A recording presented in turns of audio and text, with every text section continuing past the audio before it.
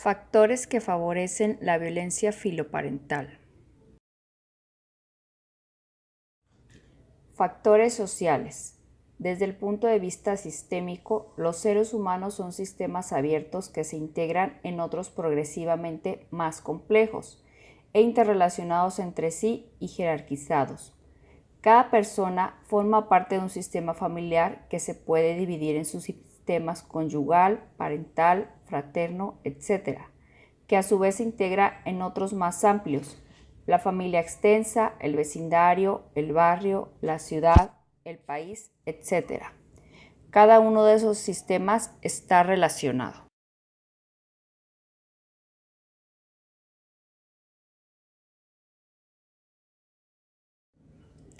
El modelo jerárquico familiar y social se pone en cuestión, pero solo de manera formal, ya que la responsabilidad educativa sigue atribuyéndose legal y socialmente a los padres y educadores. No se les despoja de la responsabilidad, pero a menudo sí de la autoridad. Además de este socavamiento de la autoridad, con frecuencia disminuye la colaboración entre las instituciones educativas. Es frecuente comprobar cómo cuando surge un problema de disciplina en el colegio y los profesores intentan corregirlo, a menudo los padres se alían con los hijos apoyándoles indiscriminadamente y enfrentándose a los profesores.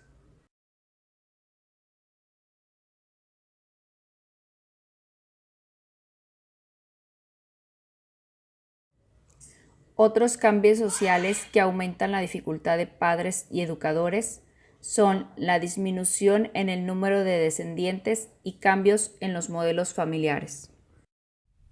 Cambios en el ciclo vital familiar. Cambios laborales con la plena incorporación de la mujer al trabajo.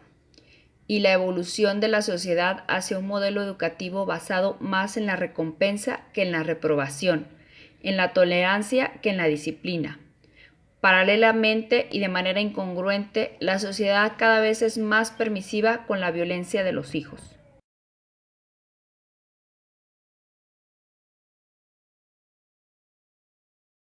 Factores individuales. Hablamos de una psicopatología individual entre los niños, adolescentes y jóvenes que practican la violencia filoparental. Se han señalado una serie de características de la personalidad que aparecen con mayor frecuencia en los agresores, como baja autoestima, egocentrismo, impulsividad y ausencia o disminución de la capacidad empática. Otro factor que incide en la emergencia y en el mantenimiento de la violencia filoparental es el consumo de tóxicos. Si bien este no conforma una variable central, como ya hemos señalado, favorece la aparición de conductas violentas a cualquier edad y en cualquier contexto. Violencia filoparental y psicopatología. En los trastornos esquizofrénicos aparecen las agresiones, a menudo muy graves, asociadas con la sintomatología psicótica, especialmente ideas delirantes y alucinación. En los trastornos por consumo de tóxicos, en situaciones de síndrome de abstinencia o de intoxicación, en los que se pierde el control de los impulsos y se puede atacar a los padres. En trastornos importantes del desarrollo, como autismo o síndrome de Rett, en los que se carece de un adecuado control de los impulsos y de la conducta. Y en retrasos mentales de moderados a graves, en los que la capacidad intelectual no permite una adecuada discriminación y contención de las conductas agresivas. En todos estos casos, la violencia filoparental está en relación con una disminución importante de la capacidad de la conciencia, al menos durante el episodio agresivo. Si la violencia cede cuando se recupera el control de la conducta, lo que no sucede a menudo en los trastornos del desarrollo o en algunos cuadros psicóticos, no la consideramos propiamente como violencia filoparental, sino como agresiones a los progenitores o quienes ocupan su lugar, secundarias al trastorno que se les disminuye la capacidad para controlar sus actos.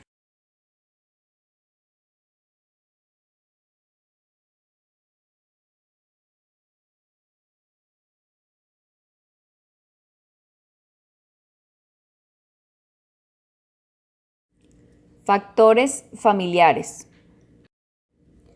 Con estas dos variables se describen 4 estilos parentales que reciben diferentes nombres aunque sus contenidos son similares: alta nutrición afectiva y alto control, democrático; baja nutrición afectiva y alto control, autoritario, violento; alta nutrición afectiva y bajo control, permisivo, liberal; baja nutrición afectiva y bajo control, negligente, ausente. Las conclusiones de estos estudios coinciden en señalar que los hijos educados por padres democráticos demuestran un mayor ajuste y una mejor salud mental que los educados en otros estilos.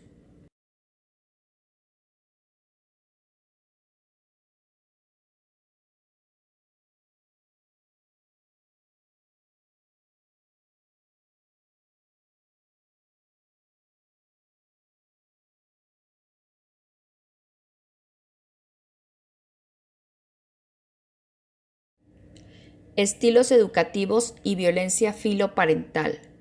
Pick y Fisher, en un amplio estudio desarrollado sobre una muestra de 1.545 estudiantes estadounidenses a los que se les preguntó durante cada uno de los últimos 3 años en el instituto sobre situaciones de violencia filoparental ejercidas sobre sus padres, así como sobre su percepción del estilo de ejercer la autoridad y el control en sus familias, encontraron una clara relación entre ambos factores.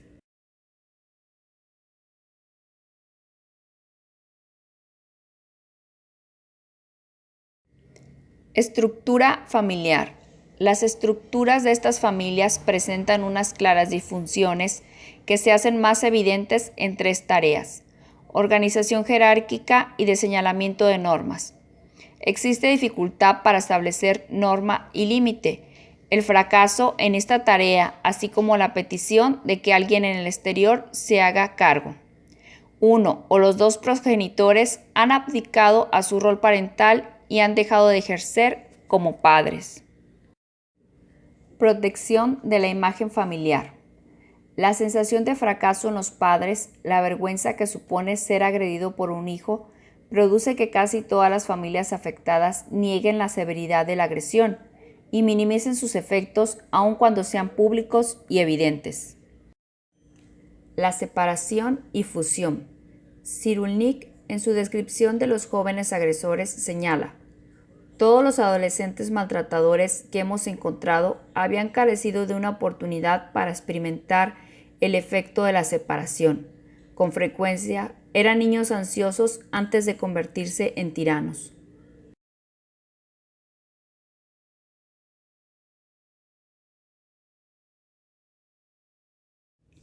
El proceso de desencadenamiento de la violencia seguirá el siguiente esquema: conflicto, distanciamiento entre los padres, introducción del hijo en el conflicto, triangulación, no se produce la traición al hijo triangulado, relación funcional con el progenitor aliado, dificultad para la separación y autonomía, conflicto entre la vinculación, fusión y el deseo de autonomía, aparición de la violencia como solución desesperada para alejarse.